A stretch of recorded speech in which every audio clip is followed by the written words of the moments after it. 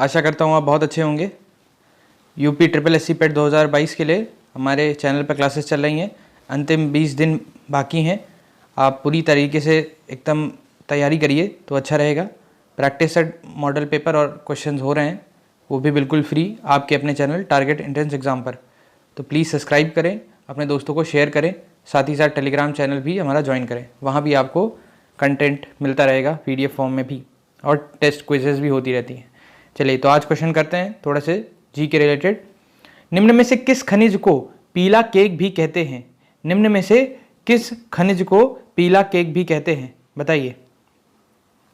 निम्न में से किस खनिज को पीला केक भी कहते हैं? क्वेश्चन एकदम जल्दी जल्दी करेंगे तो एकदम रेडी रहिएगा, तुरंत खटाखट आंसर कमेंट बॉक्स में देते रहिए, और जो बाद में देख रहे हैं वो भी कमेंट बॉक्स में नीचे आंसर दें कितने उनके सही हुए।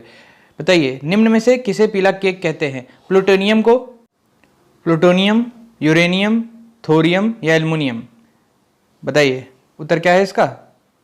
उत्तर है इसका यूरेनियम को पीला केक कहा जाता है, और भारत में आंध्र प्रदेश यूरेनियम का सबसे बड़ा उत्पादक है। ठीक है, लेकिन ध्यान रखिएगा इस पीले केक को अगर आप खाएंगे तो फिर बचेंगे नहीं। ठीक है, चलिए आगे बढ़ते हैं। सीरिया की राजधानी है, बताइए। सीरिया की राजधानी है अलेप्पो, दमिश्क, होम्स, हमाह। कैसे नाम है, लेकिन आपको उत्तर बताना है। सीरिया की राजधानी है अलेप्पो, दमिश्क, होम्स, हमाह। क्या उत्तर होगा? तो उत्तर सरल है, नाम भी अच्छा है, दमिश्क। ठीक है, सीरिया की कैपिटल क्या है? दमिश्क। एलेप्पो, होम्स तथा हमा सीरिया के अन्य नगर हैं। ठीक है, दमिश्क आपका राजधानी है। इनसाइड IB एंड रॉ, इनसाइड IB एंड रॉ the rolling stone that gathered moss. किताब के लेखक हैं अशोक चतुर्वेदी, विक्रम सूद, के शंकरन नायर, KC वर्मा। उत्तर बताइए, उत्तर बताइए। बहुत अच्छा प्रश्न है। IB आपका इंडियन ब्यूरो होता है, और रॉ भी आप जानते होंगे। ठीक है, रिसर्च एजेंसी ना, विंग जो है आपकी। बताइए तो उत्तर क्या है इसका? उत्तर है आपका C, के शंकरन नायर की बुक का नाम है इनसाइड IB एंड रॉ। ठीक, चलिए आगे बढ़ते हैं। A better India a better world पुस्तक के लेखक कौन है? किरण बेदी, NR नारायण मूर्ति, सुधा मूर्ति, शशि थरूर। बताइए, उत्तर बताइए जल्दी से। प्रश्न जल्दी ही कर रहे हैं, बहुत ज़्यादा में डिटेल नहीं चाहिए, प्रश्न जल्दी जल्दी करने हैं, समय हमारे पास कम है, क्वेश्चन हमारे पास ज़्यादा है। चलिए तो उत्तर क्या है इसका? 33वें प्रश्न का अब better India a better world नामक पुस्तक की रचना किसने की? आपके NR नारायण मूर्ति ने की। ठीक है, चलिए आगे बढ़ते हैं। राष्ट्रीय शिक्षा दिवस प्रत्येक वर्ष डैश को मनाया जाता है? 27 अक्टूबर, 4 मार्च, 17 सितंबर, 11 नवंबर। उत्तर बताइए। राष्ट्रीय शिक्षा दिवस प्रत्येक वर्ष को डैश को मनाया जाता है? कब मनाया जाता है? तो उत्तर एकदम सरल है, कमेंट बॉक्स में उत्तर दीजिए। उत्तर क्या होगा आपका? D। ठीक है, 11 नवंबर। आगे बढ़ते हैं। निम्न में से किस रूमानी काव्य लेखक को उनकी कृति मदनाष्टक के लिए जाना जाता है? निम्न में से किस रूमानी काव्य लेखक को उनकी कृति मदनाष्टक के लिए जाना जाता है? रहीम, मलिक, मोहम्मद जायसी, जियाउलुद्दीन बरनी, सुल्तान फिरोज तुगलक।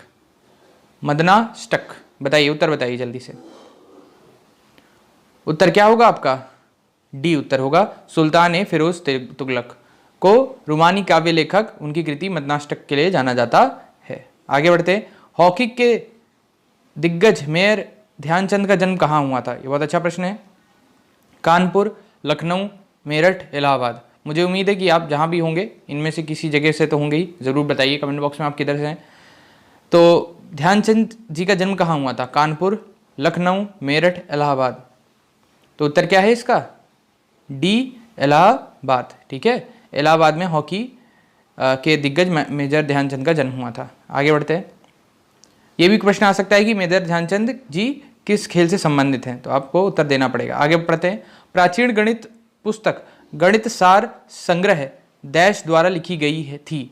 भास्कराचार्य, महावीराचार्य, आर्यभट्ट ब्रह्मगुप्त। बताइए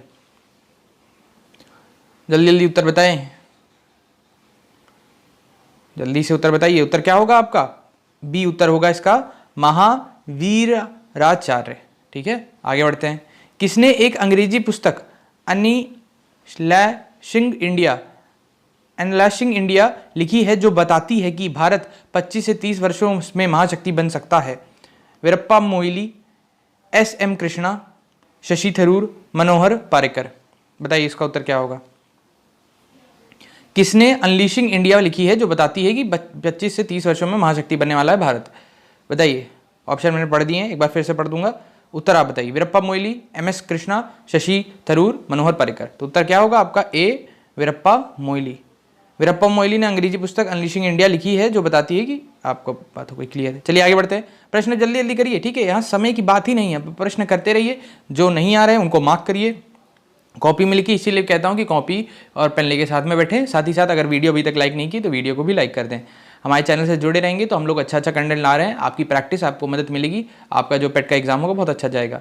विश्व स्वास्थ्य दिवस प्रतिवर्ष डैश को मनाया जाता है? 8 मार्च, 7 अप्रैल, 21 जून, 4 जुलाई। उत्तर क्या होगा बताइए? उत्तर है आपका बी 7 अप्रैल। ठीक है, तो विश्व स्वास्थ्य दिवस 7 अप्रैल को प्रतिवर्ष मनाया जाता है। 8 मार्च को अंतर्राष्ट्रीय महिला दिवस, 21 जून को अंतर्राष्ट्रीय योग दिवस मनाया जाता है, तो इसको भी ध्यान रखिएगा। आगे बढ़ते हैं, चलिए। महात्मा गांधी के प्रिय भजनों में से एक है वैष्णव जन, तो रचयिता कौन है? सूरदास, मीराबाई, नरसिंह मेहता, ज्ञानेश्वर। उत्तर बताइए, उत्तर बताइए जल्दी, बताइए। महात्मा गांधी को के प्रिय भजनों में से एक वैष्णव जन के रचयिता कौन है? सूरदास, मीराबाई, नरसिंह मेहता, ज्ञानेश्वर। उत्तर क्या है आपका? सी नरसिंह मेहता है। चलिए आगे बढ़ते हैं। अंतरिक्ष में जाने वाले भारतीय मूल की दूसरी अमेरिकी महिला अंतरिक्ष यात्री कौन है? कल्पना चावला, रितु कारिधाल, श्रेया बादला, शीर्षा बांदला। ठीक है, बताइए उत्तर क्या उत्तर होगा?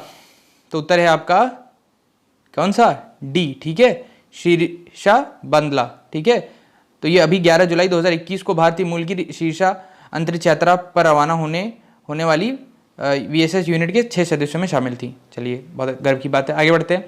पहली बार भारत पर आक्रमण करने वाले मुस्लिम कौन था? फिरदौस शाह, मोहम्मद गौरी, मोहम्मद बिन कासिम, मोहम्मद गजनवी। उत्तर बताइए इसका। उत्तर क्या होगा इसका? उत्तर सी मोहम्मद बिन कासिम। इन्होंने पहला आक्रमण किया था भारत पर। आगे बढ़ते हैं। हीरो साइकिल दुनिया के सबसे बड़े साइकिल निर्माताओं में से एक हैं। 1956 में उन्होंने पहली बार किस शहर में अपनी दुकान की स्थापना की थी? लुधियाना, चेन्नई, सोनीपत, कोलकाता। बताइए, सोच समझकर उत्तर दीजिए, क्या लगता है उत्तर? तो उत्तर क्या है आपका? लुधियाना। पहले बहुत फैक्ट्रीज जो थी लुधियाना, पंजाब में बहुत सारी फैक्ट्रीज आती थी, तो हीरो साइकिल जो है अभी भी चलती है, तो उन्होंने वहीं बनाई थी अपनी फैक्ट्री। बड़ा इमामबाड़ा स्मारक कहाँ स्थित है? बताइए। लखनऊ, वाराणसी, कानपुर, प्रयागराज। उत्तर बताइए। मैं तो वहीं का निवासी हूँ तो मुझे मालूम है, आपको भी मालूम होना चाहिए। कहाँ? ए लखनऊ। ठीक है, तो लखनऊ बड़ा इमामबाड़ा स्मारक कहाँ स्थित है? लखनऊ में स्थित है। ठीक है, और आगे बढ़ते हैं, चलिए। भारत का राष्ट्रीय चिन्ह कहाँ से लाया गया है? गया स्थित बौद्ध विहार से, कोलकाता स्थित संग्रहालय से, पटना स्थित संग्रहालय से, सारनाथ स्थित अशोक स्तंभ से। तो ये सरल प्रश्न है, मुझे उम्मीद है कि आप तुरंत बता देंगे। क्या उत्तर बता रहे हैं इसका? डी। ठीक है, सारनाथ अशोक स्तंभ से। ठीक, बढ़े आगे, सारनाथ स्थित अशोक स्तंभ से। चलिए आगे बढ़ते हैं। इनमें से कौन सा सार्क का सदस्य नहीं है? इनमें से कौन सा देश सार्क का सदस्य नहीं है? सार्क क्या है? South Asian association of countries है। ठीक है, दक्षिण एशियाई क्षेत्रीय सहयोग संगठन ना, ये ध्यान रखिएगा। तो म्यांमार, अफगानिस्तान, बांग्लादेश, नेपाल, कौन सा ऐसा नहीं है? तो उत्तर क्या है आपका? म्यांमार इसका सदस्य नहीं है। आगे बढ़ते हैं। कौन है? तो बांग्लादेश, पाकिस्तान, श्रीलंका, नेपाल, भारत तो ही है, मालदीव एवं भूटान है। ठीक है, आगे बढ़ते हैं। और आपका अफगानिस्तान है, लेकिन अब अफगानिस्तान आप जानते हैं किस हालत में है, तो उसका क्या ही मतलब। आगे बढ़ते हैं। हिंदी दिवस कब मनाया जाता है? 3 अक्टूबर, 2 नवंबर, 1 अक्टूबर, 14 सितंबर। तो अभी रिसेंटली मनाया गया है, मुझे उम्मीद है कि आप बता देंगे। उत्तर क्या है आपका? डी, 14 सितंबर। आगे बढ़ते हैं। दिल्ली का प्रसिद्ध लौह स्तंभ जो सदियों से बिना जंग लगे खड़ा है, वह निम्नलिखित में से किस ऐतिहासिक परिसर में स्थित है? जामा मस्जिद परिसर, लाल किला परिसर, कुतुब मीनार परिसर, हुमायूं के मकबरे का परिसर। उत्तर बताइए। तो उत्तर एकदम सरल है इसका भी। अब देखिए प्रश्न सरल आ रहे हैं, अब यही है कि आप कितना जल्दी लगा पाते हैं। उत्तर क्या है आपका? सी, कुतुब मीनार परिसर पे। ठीक, आगे बढ़ते हैं। चलिए, गुरु अंगद देव पशु चिकित्सा और पशु विज्ञान विश्वविद्यालय पंजाब के किस शहर में स्थित है? पटियाला, लुधियाना, अमृतसर, चंडीगढ़। बताएं। गुरु अंगद देव अंगद देव पशु चिकित्सा पशु विज्ञान विश्वविद्यालय पंजाब के किस शहर में स्थित है? पटियाला, लुधियाना, अमृतसर, चंडीगढ़। तो उत्तर सरल है। अब इस तरह के प्रश्न जरूरी नहीं कि आप क्या है, ये पंजाब से भी कभी कोई आ सकता है। उत्तर क्या है आपका? बी, लुधियाना। ठीक है, आगे बढ़ते हैं। चलिए, नोबेल पुरस्कार जीतने वाले प्रथम एशियाई कौन हैं थे? अब ये अच्छा क्वेश्चन है। Mother Teresa, Rabindranath Tagore, Rajiv Gandhi, CV Raman. तो उत्तर क्या है आपका? एशिया के पहले जो थे वो थे आपके रविन्द्रनाथ टैगोर। तो बहुत अच्छी बात है, आपको याद रखना चाहिए। ठीक, चलिए आगे बढ़ते हैं। प्रश्न खटाखट करिए, जल्दी प्रश्न करिए, ज़्यादा से ज़्यादा प्रश्न करिए, यही आपका टारगेट होना चाहिए। निम्नलिखित शब्दों में शुद्ध शब्द ज्ञात कीजिए। गुरुत्वाकर्षण, गुरुत्वावर्षण, गुरुत्वाकर्षण, गुरुत्वाकर्षण। कैसा नाम है भाई, सबका अलग अलग है, छोटा माइन्यूट सा डिफरेंस है। गुरुत्वाकर्षण है, एक है गुरुत्वाकर्षण है, नहीं वहाँ वर्षण है, और यहाँ है गुरुत्वाकर्षण, यहाँ है गुरुत्वाकर्षण। तो बहुत छोटे सा अंतर है, आप ढूंढिए उसको। ठीक है, उच्चारण आप करेंगे तो कहीं ना कहीं सब में लगेगा सिमिलरिटी। आप सिर्फ देखिए और मन में पढ़िए। उत्तर क्या लगा रहे हैं आप? सोच समझ कर बताएं। तो उत्तर क्या है आपका? डी, गुरुत्वाकर्षण। ठीक है, ग्रेविटेशन जिसे आप अंग्रेजी में बोलते हैं।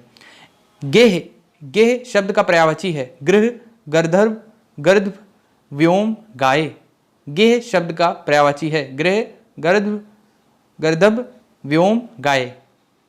क्या उत्तर होगा आपका? ए, गृह उत्तर होगा। ठीक, तो वह स्थान है जहां कोई व्यक्ति निवास करता है। गृह, मकान, गहरा, कमरा। गृह के अन्य पर्यायवाची हैं सदन, निकेतन, भवन। अन्य शब्दों में के पर्यायवाची हैं गर्दभ, गदर्भ का मतलब होता है गधा, व्योम का मतलब होता है आकाश, गाय का मतलब धेनु या गौ। चलिए आगे बढ़ते हैं। कनिष्ठ का विलोम शब्द है, बताइए। कनिष्ठ का विलोम शब्द होगा क्या? सवर्ण, अनुज, ज्येष्ठ, श्रेष्ठ। कनिष्ठ का विलोम शब्द होगा सवर्ण, अनुज, ज्येष्ठ, श्रेष्ठ। अभी सब तुरंत बतानी चाहिए आपको, इसमें रोकना ही नहीं है आपको। उत्तर क्या हो जाएगा? ज्येष्ठ। ठीक है, चलिए आगे बढ़ते हैं। ऐसा रोग जिसका उपचार संभव ना हो? अरोगी, अतिरोगी, विरोगी, असाध्य। बताएं, जल्दी जल्दी बताएं, समय की बर्बादी ना करें, खटाखट बताएं कमेंट बॉक्स में। और अभी तक आप साथ में हैं तो बहुत अच्छी बात है। वीडियो अगर लाइक नहीं की तो कर दीजिएगा, साथ ही साथ वीडियो को शेयर भी कर दीजिएगा।